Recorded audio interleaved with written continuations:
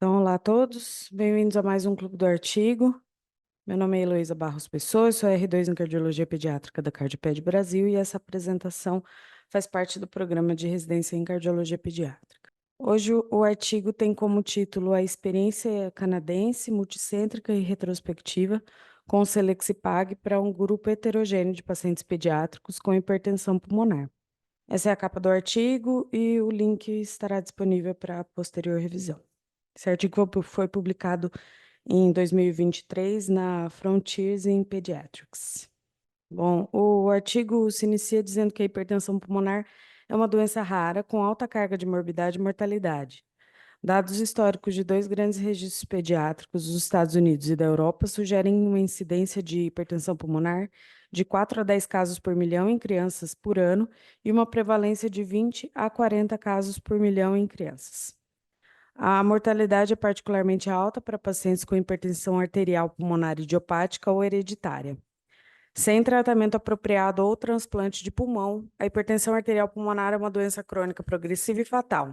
Como tal, melhorar a qualidade de vida do paciente e diminuir o risco de mortalidade por meio de vasodilatadores pulmonares provou ser essencial para o tratamento crônico da hipertensão pulmonar pediátrica. A compreensão da fisiopatologia da HP pediátrica cresceu significativamente na última década. Esforços colaborativos mais recentemente realizados em 2018 por meio do 6º Simpósio Mundial sobre Hipertensão Pulmonar refinaram os grupos de classificação usando conhecimento em evolução dessa doença na população pediátrica. Os dois grupos dominantes da HP pediátrica, de acordo com esse sistema apresentado, são do grupo 1, destacado aqui, que inclui pacientes com doença no nível arterial pulmonar, e o grupo 3, também destacado, que abrange pacientes com patologia pulmonar subjacente. Junto com os sistemas de classificação, o conhecimento da hemodinâmica está evoluindo, mais notavelmente em relação à categoria do grupo 1 da doença. Os vasodilatadores pulmonares têm sido historicamente direcionados a esses pacientes. Porém, um conjunto de experiências em evolução sugere que um subconjunto de pacientes pediátricos do grupo 3 também se beneficiaria das mesmas terapias vasodilatadoras. Dada a heterogeneidade e a etiologia complexa da HP pediátrica, há uma necessidade de expandir o tratamento e também de ter melhores resultados com terapias combinadas. Embora a extrapolação de dados robustos de adultos tenha impulsionado o uso de vários agentes para tratar a HP pediátrica, há grandes diferenças entre as HPs, tanto adulto quanto pediátrica. Isso inclui diferenças características na etiologia, sintomas de apresentação e resposta vasodilatadora aguda. Crianças com HP não só têm fisiopatologias diferentes, mas também tendem a ter HPs mais agressivas do que dos seus pares adultos, bem como fatores farmacocinéticos e de desenvolvimento únicos. As estratégias de tratamento para HP pediátrica devem levar todas essas diferenças em consideração. As opções atuais de tratamento para HP pediátrica, assim como para HP adulta, visam atingir uma das 3 principais vias, que são as vias da endotelina, do óxido nítrico e da prostacyclina. As terapias orais com antagonistas do receptor da endotelina e inibidores da 5-fosfodiesterase têm como alvo, respectivamente, as vias da endotelina e do óxido nítrico. As prostaciclinas sintéticas, que têm como alvo a via da prostaciclina, são administradas por via subcutânea, oral, inalatória ou por acesso central. O Selexipag é um agonista oral não prostanoide do receptor da prostaglandina e sua adição foi bem-vinda no tratamento inicial da HP adulta agressiva, mas até recentemente a sua utilidade na população pediátrica era limitada a regiões ou países com acesso à medicação. Essa opção oral oferece uma terapia mais agressiva no início do curso da doença e melhora significativamente a qualidade de vida do paciente. Entretanto, dada a falta de evidências nessa população particularmente vulnerável, as condições clínicas e o curso da doença precisam ser acompanhados de perto. O objetivo desse estudo é examinar os resultados clínicos de pacientes pediátricos com HP que recebem a terapia com Selexipag, além da terapia vasodilatadora pulmonar padrão. A previsão dos autores é de que o Selexipag seja uma terapia adjuvante benéfica para HP pediátrica e que possa ajudar a melhorar a qualidade de vida e as medidas clínicas adotadas para essa população.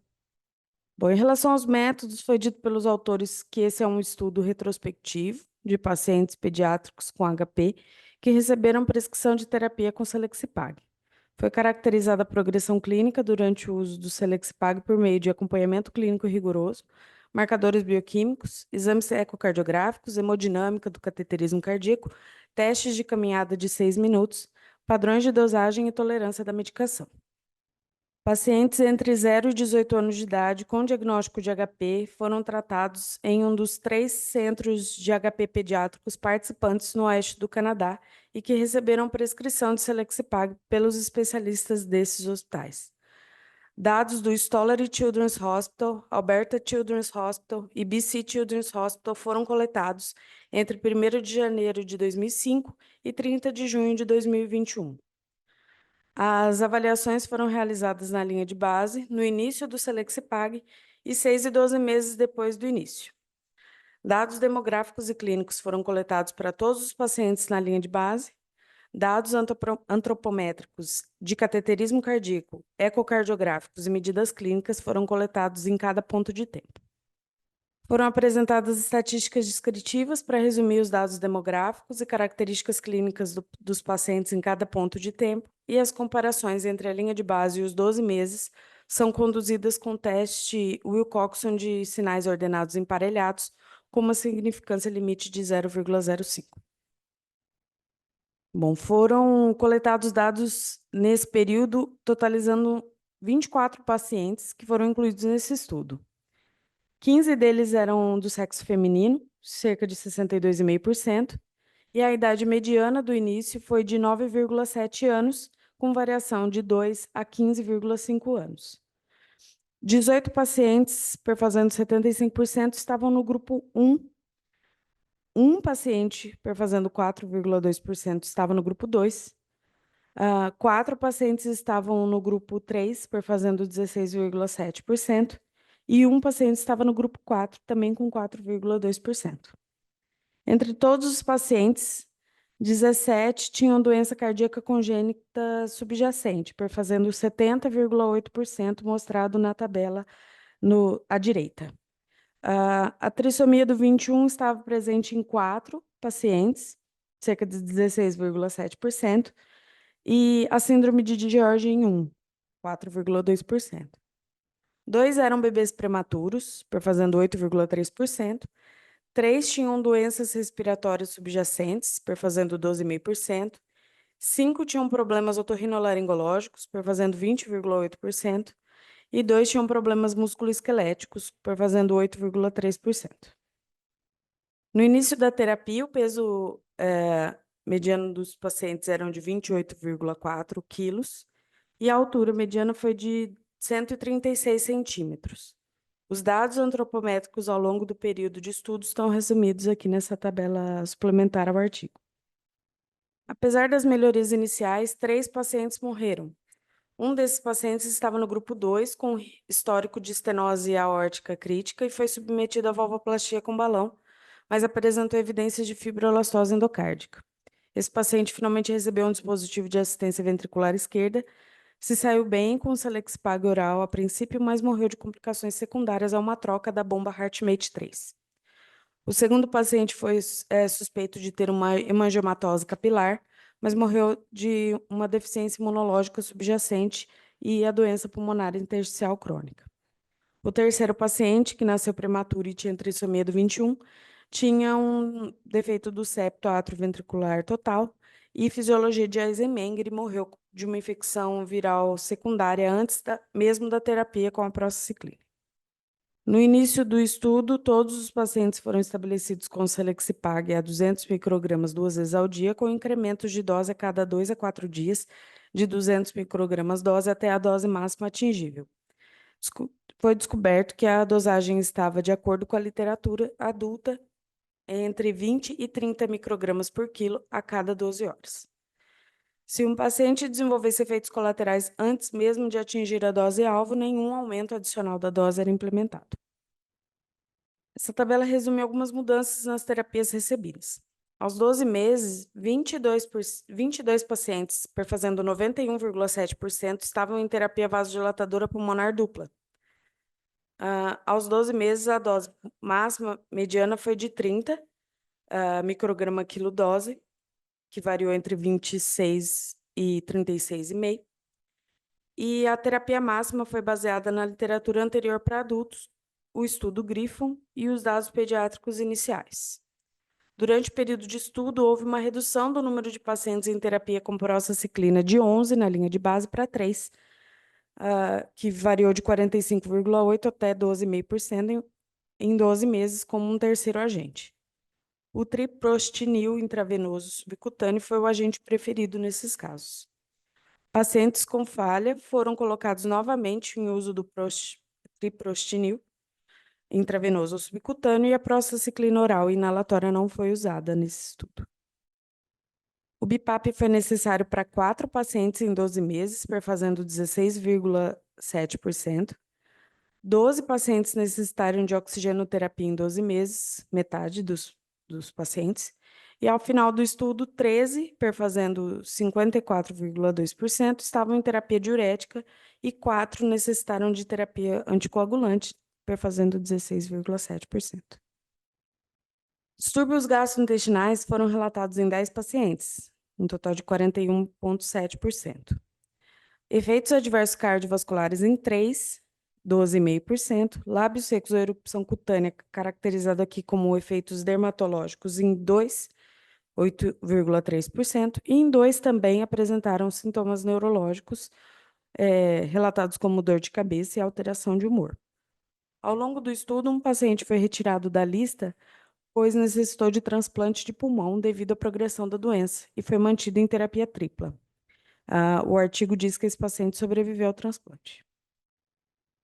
Essa tabela resume dados clínicos e ecocardiográficos, bem como classificações funcionais da OMS em relação à classe funcional, para a corte no início, 6 meses e 12 meses. Como visto na última coluna, nas comparações dos dados entre colchetes, não foram detectadas alterações estatisticamente significantes nas medidas ecocardiográficas, pois nenhum valor de P era menor que 0,05, desde o início do Selexipag até 12 meses de avaliação. Embora tenham ocorrido reduções na excursão sistólica do plano anular tricúspide, que é conhecido como TAPSE, na pressão sistólica do ventrículo direito e na pressão arterial pulmonar média.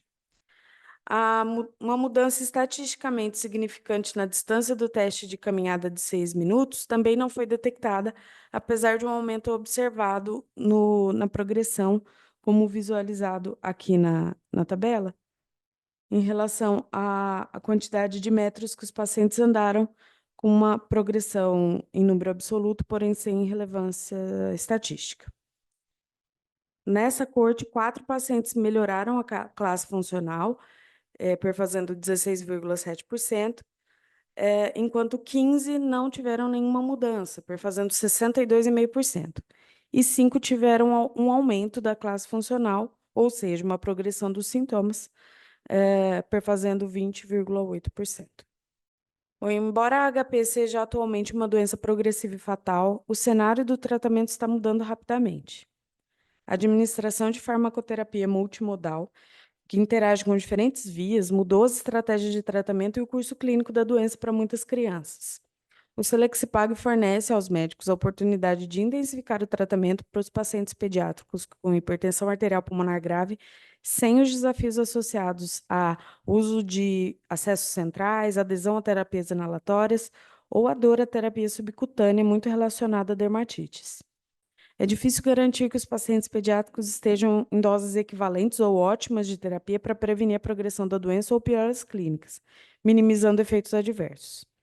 Reconhece que identificar pacientes pediátricos com HP que seriam mais responsivos à terapia com Selexipag é difícil com as ferramentas mesmo não invasivas, como o ecocardiograma, ou com ferramentas invasivas como o cateterismo cardíaco. As respostas de pacientes individuais são difíceis de estabelecer sem um período de teste.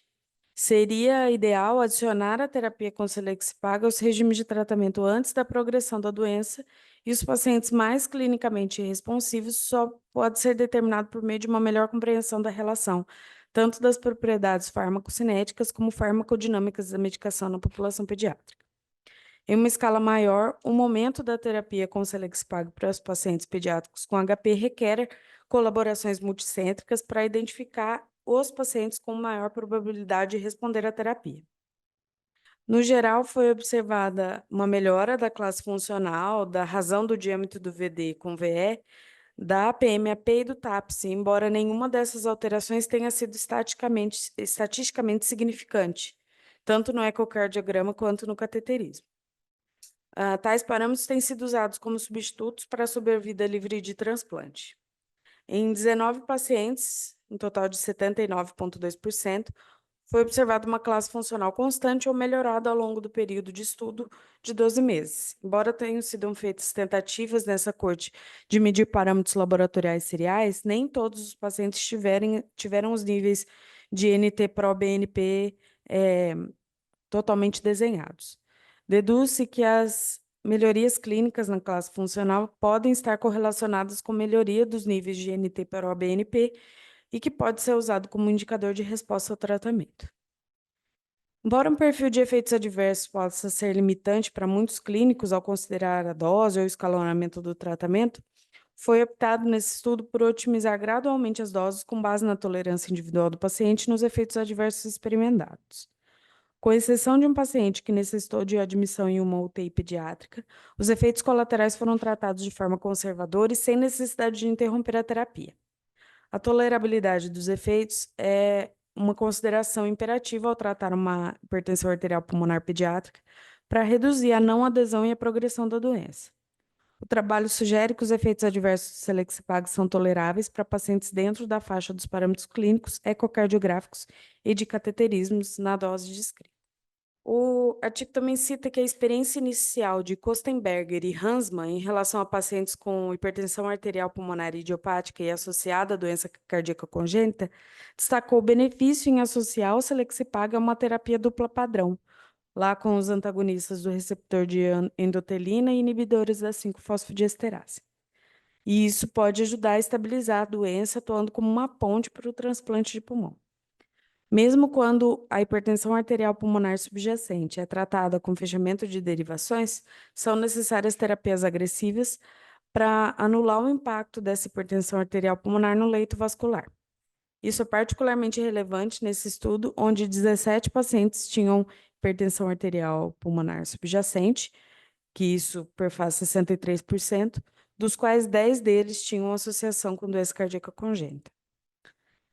O artigo diz que parece que pacientes com lesões simples ou complexas cardíacas, e essas últimas sempre associadas a danos muitas vezes irreversíveis, podem se beneficiar quando o Selexipag é adicionado ao seu regime de tratamento.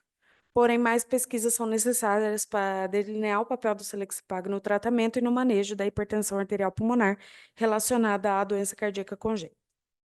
A dosagem na terapia de hipertensão pulmonar, em geral, sempre se apresentou um desafio, e a dificuldade está em determinar uma dose-alvo ideal e cronometrar as terapias, já que a dosagem pediátrica atual é baseada na literatura adulta.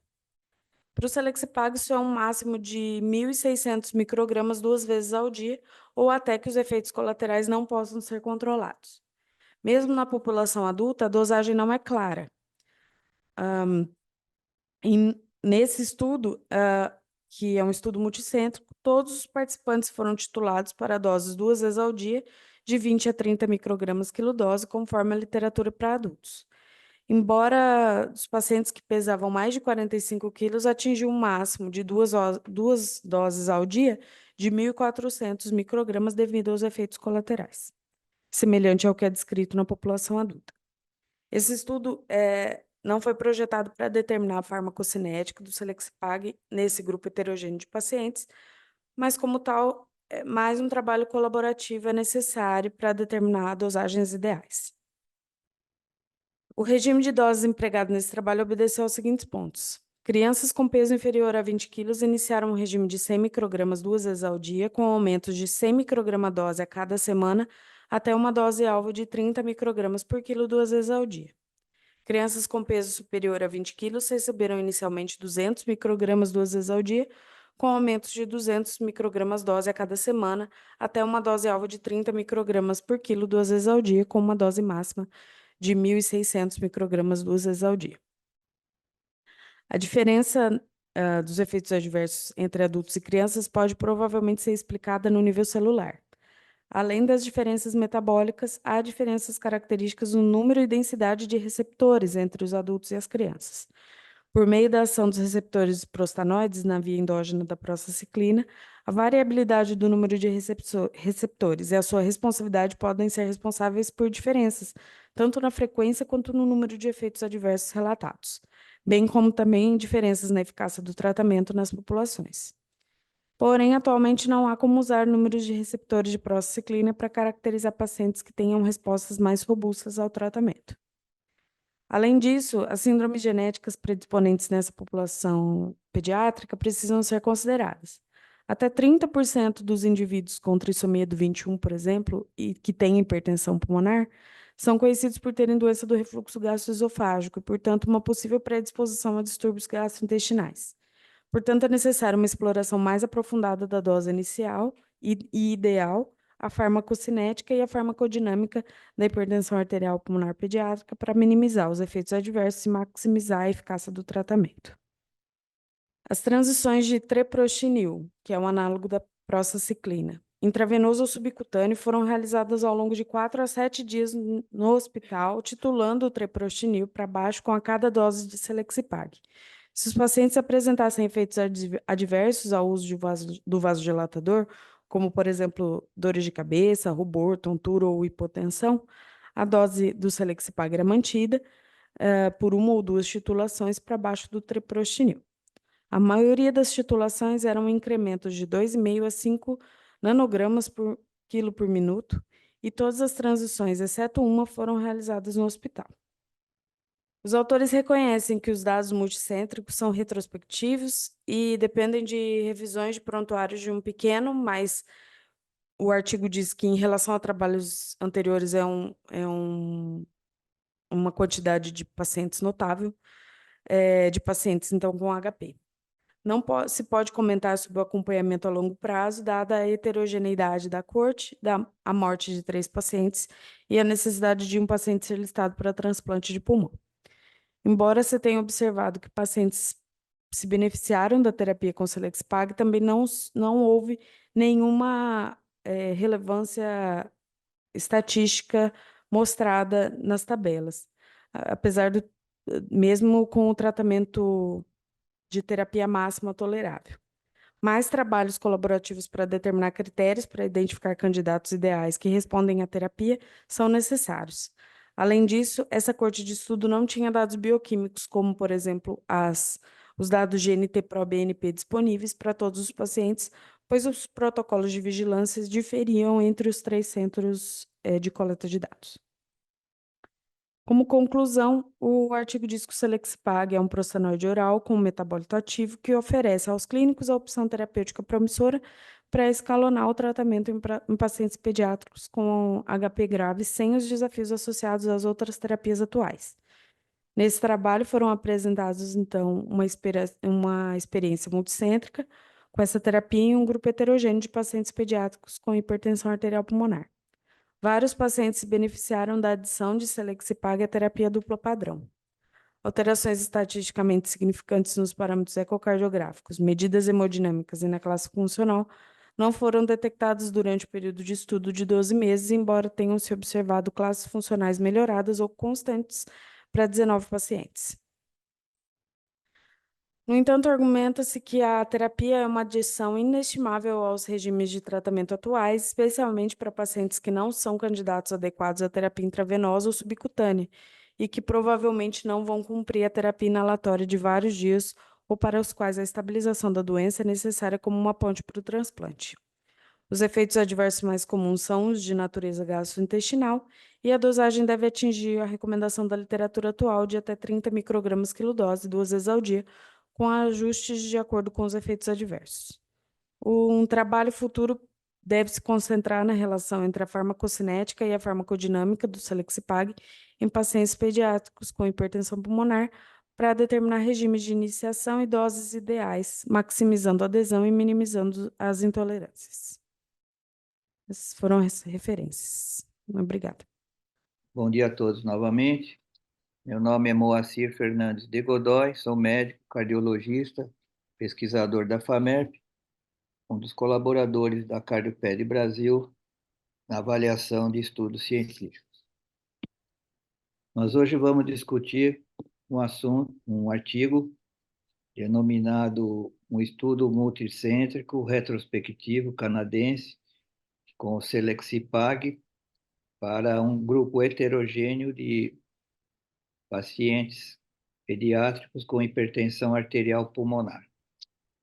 Logo ali na introdução, os autores dizem que o Selexipag é um antagonista oral do receptor de prostaglandina e que levou à redução da morbidade e mortalidade em adultos com hipertensão arterial pulmonar.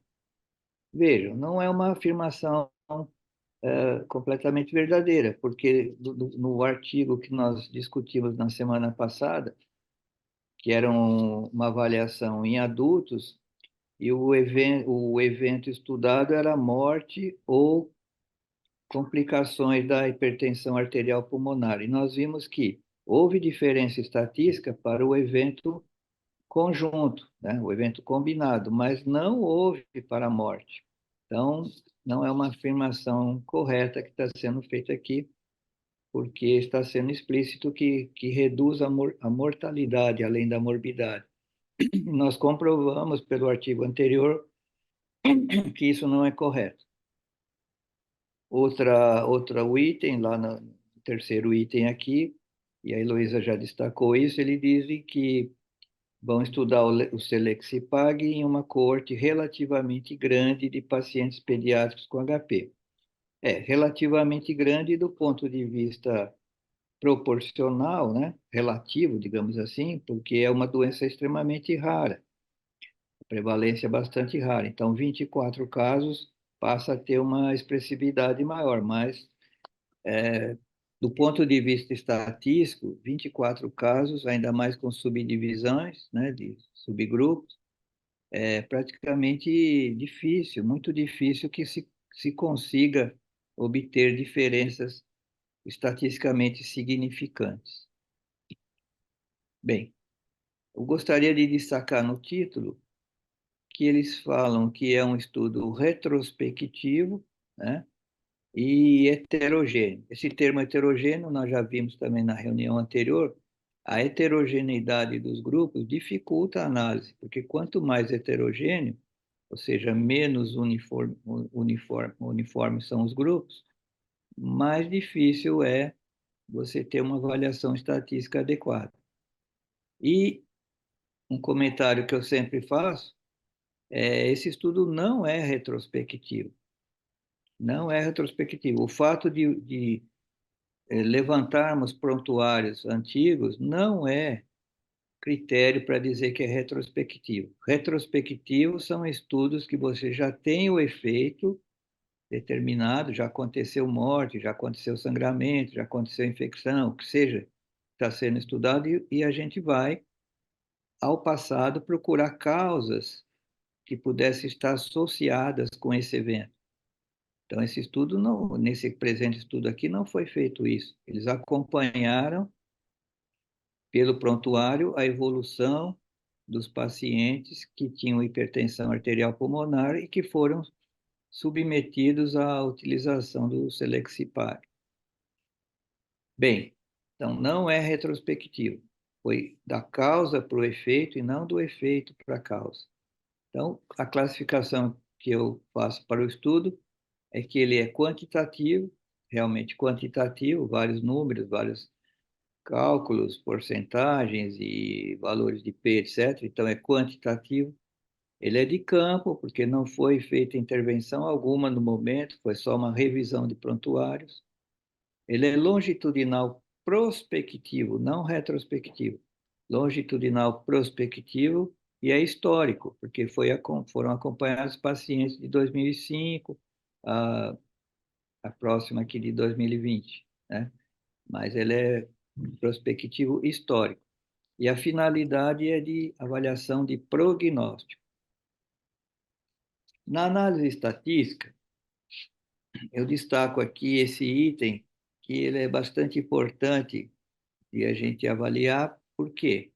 Esse nome, Wilcoxon, ele aparece em vários testes estatísticos. Então, a gente tem que saber exatamente que tipo de teste de Wilcoxon é que está sendo feito. Ele afirma que é o Signed Rank Test, né? O Wilcoxon tipo Signed Rank Test, e é pareado, paired. Então, pareado quer dizer o quê? O paciente é controle dele mesmo. Tá? Então, é feita a avaliação antes do uso da droga e depois do uso da droga, e se compara, então, de forma pareada.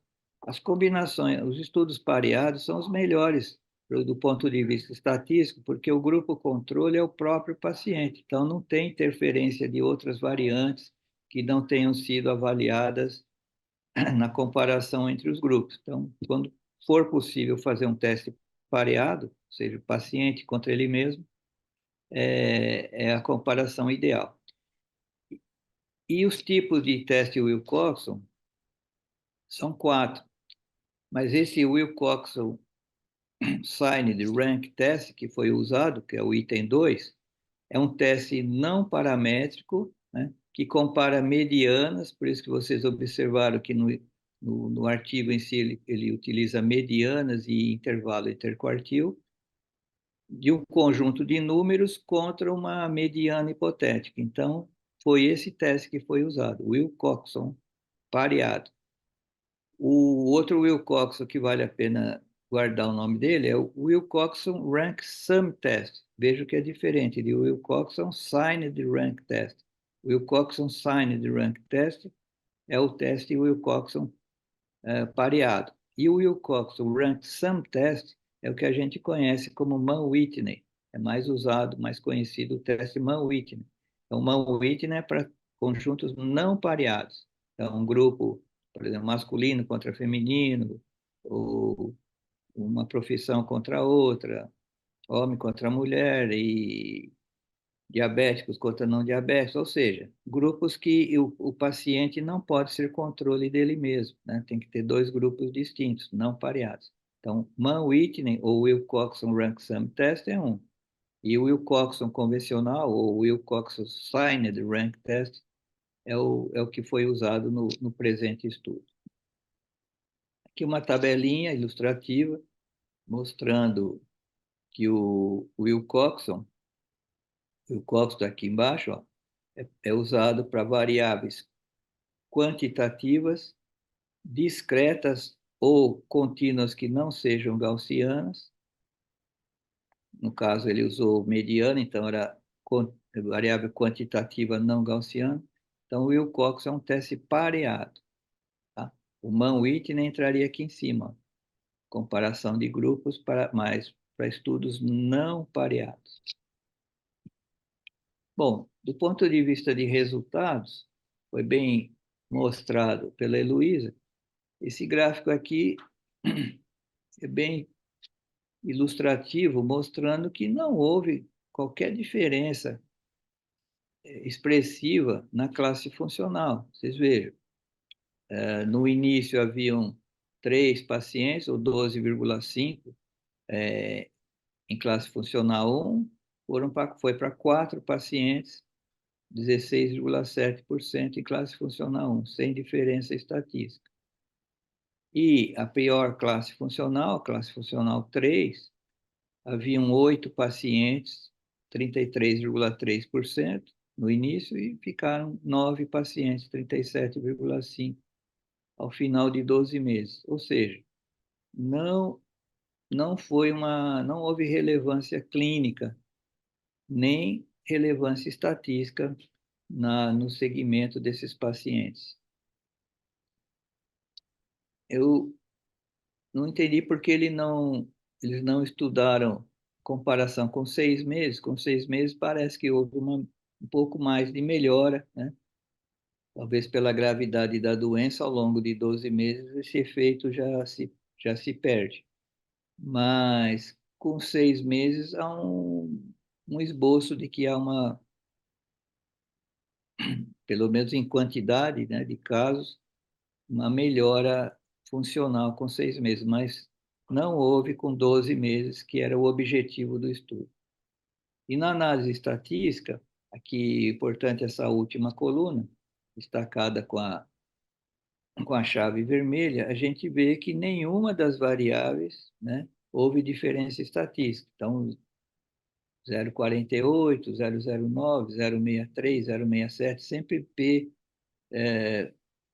fora do nível de significância que seria 0,05. Então, não houve nenhuma mudança hemodinâmica, né? Nem na caminhada de 6 minutos. Vocês vejam, por exemplo, variou aqui de uma redução de 38 metros até um aumento de 250 metros. Então, como é comparação de quantidades, a gente deve valorizar quando cruza o zero. Então, cruzou o zero, menos 38 a mais 250, por isso que o P deu bastante alto, 0,44. E, por fim, na classe funcional, que nós comentamos no slide anterior, vejam, um P de 1. Então, P de 1 é 100%. Então, não houve diferença alguma na classe funcional. Por isso que eu acho que essa conclusão não é pertinente. A conclusão do estudo diz que o Selexipag parece ser uma terapia adjuvante segura e eficaz. Não há nenhum elemento que mostra a segurança dela. Nós tivemos 3 óbitos em 24, né? Da uma, uma mortalidade significativa, né? Não digo significante porque não comparou grupos, mas é uma mortalidade significativa. 1 em cada 8 casos é uma mortalidade alta. E não foi eficaz. Eficazes são processos que levam a um resultado esperado. Então, não houve melhora clínica, não houve melhora hemodinâmica, não houve melhora ecocardiográfica. Então, não acho que é uma conclusão válida. E sim, são necessários estudos adicionais, devem ser multicêntricos, porque é uma prevalência muito baixa da doença, então um grupo isolado vai ter dificuldade em ter uma quantidade expressiva de casos. Por fim, uma nota que eu achei interessante, não é comum a gente ver nos trabalhos, embora seja esperado isso, mas difícil que os trabalhos venham com essa, com essa nota do editor. Ele diz que todas as afirmações expressas nesse artigo são de responsabilidade exclusiva dos autores e não representam necessariamente as opiniões de suas organizações afiliadas ou as do editor, do corpo de editores e dos revisores. E qualquer produto que possa ser avaliado nesse artigo, ou afirmação que possa ser feita por seu fabricante, não é garantido ou endossada pelo editor. E é provavelmente por haver algum patrocínio indireto dos laboratórios produtores do medicamento. Então, assim, eu acho que não destacaria fortalezas específicas, a não ser chamar atenção novamente para a importância da hipertensão arterial pulmonar, mas destaco algumas fraquezas e limitações que eu destaquei aí. A, a não comprovação de qualquer efeito clínico, hemodinâmico ou ecocardiográfico, e apesar de eles afirmarem que houve isso aí, ok? Então, são limitações que a gente deve considerar do estudo. Agradeço